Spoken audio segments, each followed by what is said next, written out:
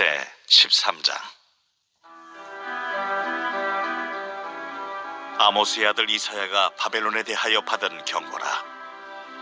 너희는 민둥산 위에 기치를 세우고 소리를 높여 그들을 부르며 손을 흔들어 그들을 존귀한 자의 문에 들어가게 하라. 내가 거룩하게 구별한 자들에게 명령하고 나의 위엄을 기뻐하는 용사들을 불러 나의 노여움을 전하게 하였느니라. 산에서 무리의 소리가 나며 많은 백성의 소리 같으니 곧 열국 민족이 함께 모여 떠드는 소리라. 만군의 여호와께서 싸움을 위하여 군대를 거면하심이로다. 무리가 먼 나라에서 하늘 끝에서 왔으며 곧 여호와와 그의 진노의 병기라. 온 땅을 멸하려 함이로다. 너희는 애곡할지어다. 여호와의 날이 가까웠으니 전능자에게서 멸망이 임할 것이미로다. 그러므로 모든 손에 힘이 풀리고 각 사람의 마음이 녹을 것이라. 그들이 놀라며 괴로움과 슬픔에 사로잡혀 해산에 임박한 여자같이 고통하며 서로 보고 놀라며 얼굴이 불꽃 같으리로다. 보라, 여호와의 날 곧 잔혹히 분냄과 맹렬히 노하는 날이 이르러 땅을 황폐하게 하며 그 중에서 죄인들을 멸하리니 하늘의 별들과 별 무리가 그 빛을 내지 아니하며 해가 돋아도 어두우며 달이 그 빛을 비추지 아니할 것이로다. 내가 세상의 악과 악인의 죄를 보라며 교만한 자의 오만을 끊으며 강포한 자의 거만을 낮출 것이며 내가 사람을 순금보다 희소하게 하며 인생을 오빌의 금보다 희귀하게 하리로다. 그러므로 나 만군의 여호와가 분하여 맹렬히 노하는 날에 하늘을 진동시키며 땅을 흔들어 그 자리에서 떠나게 하리니 그들이 쫓긴 노루나 모으는 자 없는 양같이 각기 자기 동족에게로 돌아가며 각기 본향으로 도망할 것이나 만나는 자마다 창에 찔리겠고 잡히는 자마다 칼에 엎드려지겠고 그들의 어린 아이들은 그들의 목전에서 메어침을 당하겠고 그들의 집은 노략을 당하겠고 그들의 아내는 요고를 당하리라. 보라, 은을 돌아보지 아니하며 금을 기뻐하지 아니하는 메대 사람을 내가 충동하여 그들을 치게 하리니 메대 사람이 활로 청년을 쏘아 죽이며 태의 열매를 궁일이 여기지 아니하며 아이를 애석하게 보지 아니하리라. 열국의 영광이요 갈대아 사람의 자랑하는 노리개가 된 바벨론이 하나님께 멸망당한 소돔과 고모라 같이 되리니 그곳에 거주할 자가 없겠고 거처할 사람이 대대에 없을 것이며 아라비아 사람도 거기에 장막을 치지 아니하며 목자들도 그곳에 그들의 양떼를 쉬게 하지 아니할 것이요 오직 들짐승들이 거기에 엎드리고 부르짖는 짐승이 그들의 가옥에 가득하며 타조가 거기에 깃들며 들량이 거기에서 뛸 것이요 그의 궁성에는 승냥이가 부르짖을 것이요 화려하던 궁전에는 들깨가 울 것이라. 그의 때가 가까우며 그의 날이 오래지 아니하리라.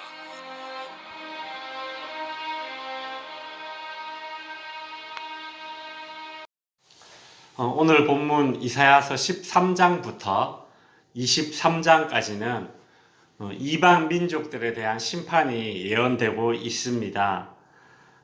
꽤나 길게 쭉 연결되어서 나오죠. 하나님이 이스라엘을 징계하기 위해서 사용했던 그 이방 나라들, 근데 그 나라들이 악하고 오만해지니까 하나님께서 그들을 심판하시는 것입니다. 심판의 첫머리를 장식하는 나라가 이제 오늘 본문에 보면 1절에 나오죠. 아모스의 아들 이사야가 바벨론에 대하여 받은 경고라고 합니다. 사실 이 바벨론이 멸망당할 것이다 라는 이 예언은 이 당시 이스라엘 사람들은 참 충격적인 그런 예언의 내용입니다. 이스라엘뿐만 아니라 이 근동 지역에서 바벨론이 멸망한다, 이 예언은 도저히 믿겨지지 않는 그런 예언이었죠.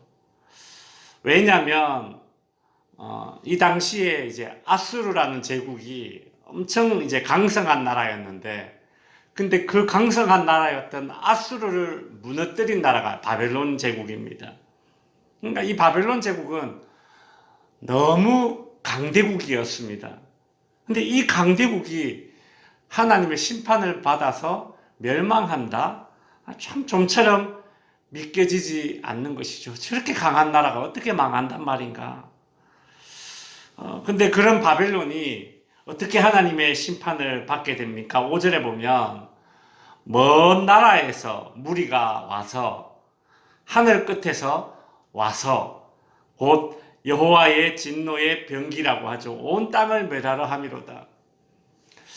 그러니까 바벨론 제국은 어떻게 망하느냐? 먼 나라에서 온 용사들에 의해서 멸망당하게 되는데, 그 먼 나라에서 온 그 용사들을 누가 불러 모았고 누가 훈련시켰느냐?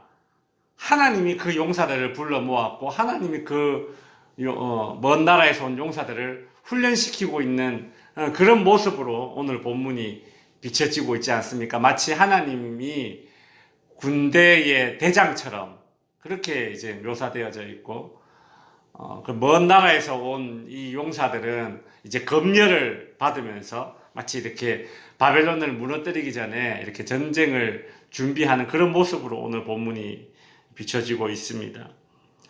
그렇다면 이 바벨론을 무너뜨린 이 먼 나라에서 이렇게 모여든 이 용사들은 누구인가?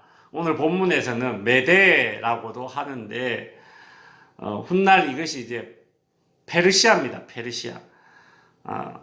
이 바벨론을 멸망시킨 이 페르시아 제국의 고레스 왕이 이스라엘 백성들을 고국으로 돌려보내는 그런 정책을 이제 펴게 되죠. 오늘 본문 6절에 하나님의 이 심판의 날 이렇게 묘사되고 있습니다. 너희는 애곡할지어다 여호와의 날이 가까웠으니. 9절에도 여호와의 날, 노하는 날 이래 되어 있죠. 여기서 여호와의 날은 바벨론이 심판받아서 멸망케 되는 날입니다. 이 바벨론을 향한 하나님의 심판이 얼마나 맹렬한지 7절에 보시면 모든 손에 힘이 풀리고 각 사람의 마음이 녹을 것이다 라고 하죠. 참 마음이 확 놓아져 내린 것입니다. 10절에도 보시면 하늘의 별들과 별무리가 그 빛을 내지 아니하며 해가 돋아도 어두우며 달이 그 빛을 비추지 아니한다. 성경은 하나님의 이 심판을 묘사할 때에 가끔 이런 식으로 천재지변으로 그렇게 묘사를 하기도 합니다. 하늘에 해달 별이 떨어지고 하늘에 해달 별이 빛을 잃게 되는 그런 모습으로 하나님의 심판을 묘사하죠. 우리가 잘 알고 있는 이집트에 내린 10가지 재앙 중에 9번째 재앙이 흑암 재앙 아닙니까? 흑암이 뭡니까? 하늘에 해달별이 빛을 잃은 거 아닙니까? 그죠? 마태복음에도 보면 예수님께서 예루살렘의 멸망을 예언할 때에 하늘에서 이 별들이 땅에 떨어지는 모습으로 비유되고 있는데, 그래서 어떤 사람들은 이 지구의 종말이 어떻게 오는가, 우주에 떠돌고 있는 운석이 지구에 떨어져서 지구가 멸망할 것이다, 이제 그런 구절을 가지고 와서 그런 상상을 하기도 하죠. 하늘에 해달별이 떨어진다, 빛을 잃는다라는 것은 하나님의 심판이 그 정도로 맹렬하다는 것입니다. 한번 상상을 해보십시오. 하늘에서 해와 달과 별이 정말 떨어진다고 하면 하늘 아래에 어디가 안전한 곳이 있겠습니까? 어디에도 안전한 곳이 없죠. 그래서 그 결과 12절에 보면 내가 사람을 순금보다 희소하게 하며 인생을 오빌의 금보다 희귀하게 하리로다. 그러니까 이 바벨론 제국은 하나님의 심판을 받게 되어서 아주 맹렬한 하나님의 심판을 받게 되어서 피할 곳이 없는 그런 하나님의 심판을 받게 되어서 어떻게 되는가? 사람이 순금보다 희귀해진다. 뭡니까? 인구가 아주 급격하게 감소한 것입니다. 이것이 하나님의 맹렬한 심판이죠. 하나님의 심판이 시작되면 이 땅 어디에도 안전한 곳이 없을 뿐더러 지금 이 땅에 인생들이 의지하고 있는 그런 모든 것들이 무용지물이 됩니다. 17절에 보면 보라 은을 돌아보지 아니하며 금을 기뻐하지 아니하는 그런 메대 사람들을 내가 충동하여 그들을 치게 하리라. 사람들이 이 땅의 인생들이 중요하게 여기는 재물 있지 않습니까? 그리고 뭔가를 안 되는 일도 이루게 하는 것이 뇌물 아닙니까? 그죠? 힘 있는 사람에게 바치는 뇌물. 근데 여기에 보시면 은을 돌아보지 아니하며 금을 기뻐하지 아니한다. 이게 뭐예요? 인생들이 중요시하게 여기는 의지하는 그 재물도 힘을 발휘하지 못하는 것입니다.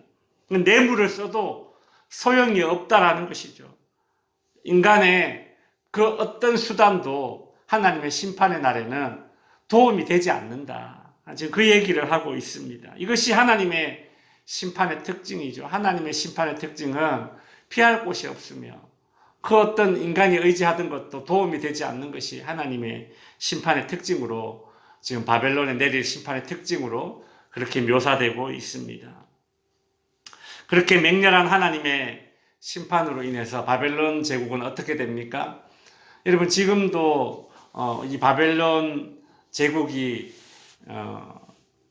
서 있던 그 나라가 어디입니까? 저기 이라크 지역 아닙니까? 여기 보면 다 무너져 버린 큰 건물들, 지구라트라고 부르는 그런 건물들이 있지 않습니까? 근데 그 건물을 이렇게 복원해 놓은 그런 이제 상상도를 보면 야, 이 바벨론 제국이 정말 엄청난 그런 발전을 했던 강했던 그런 제국이었구나라는 것을 알게 되는데, 근데 지금은 이 바벨론 제국이 있던 그런 지역을 보면 그냥 황량합니다. 황량해요. 그냥 황량한 들판 가운데 다 무너진 큰 성의 잔재들이 있고 왕궁의 잔재들만 있습니다. 그래서 그 결과 어떻게 됩니까? 20절에서 23절에 보면 들짐승만 들끓게 되는 그런 버려진 땅이 된다라고 성경이 예언하고 있는데, 오늘날 실제적으로 우리가 그런 모습을 묵도할 수 있습니다. 말씀을 이제 마치면서 기도 제목을 드리겠습니다. 바벨론은 자신의 힘과 화려함을 자랑했지만 하나님의 심판으로 멸망하게 될 것이라는 예언을 받고 있습니다. 하나님의 심판은 하늘에서 해달별이 쏟아지는 것과 같아서 어디에도 안전한 곳이 없고, 그리고 하나님의 심판은 인생들이 의지하는 모든 것이 무용지물이 되는 것이 하나님의 심판입니다. 오직 하나님의 심판의 날에는 돌이키는 것 외에는 답이 없습니다. 하나님의 심판은 매우 맹렬하지만 하나님의 심판에서 살아남는 법은 아주 의외로 또 단순합니다. 돌이키는 것밖에 없습니다. 돌이키는 것밖에. 우리 인생도 한때에 이 바벨론처럼 강해질 때가 있고 또 화려해질 때가 있습니다. 그러나 그 강함으로 남을 짓밟고 찌르면 오만해지면 언젠가는 하나님의 병기에 의해서 짓밟히고 찔리는 날이 오게 됩니다. 우리는 바벨론 제국의 흥망성쇠를 보면서 인생의 교훈을 얻어야겠습니다. 나와 우리 자녀들이 아무리 흥해지더라도, 아무리 강해지더라도 바벨론의 길을 걷지 않게 하소서. 정말 하나님 떠난 그런 잘됨이 아니라 하나님과 함께하는 그런 잘됨이 나와 우리 가정과 자녀들, 우리 덕지교회에 하나님과 함께하는 잘됨만 있게 하소서. 그렇게 기도하시는 이 새벽이 되시기를 바랍니다. 기도하겠습니다.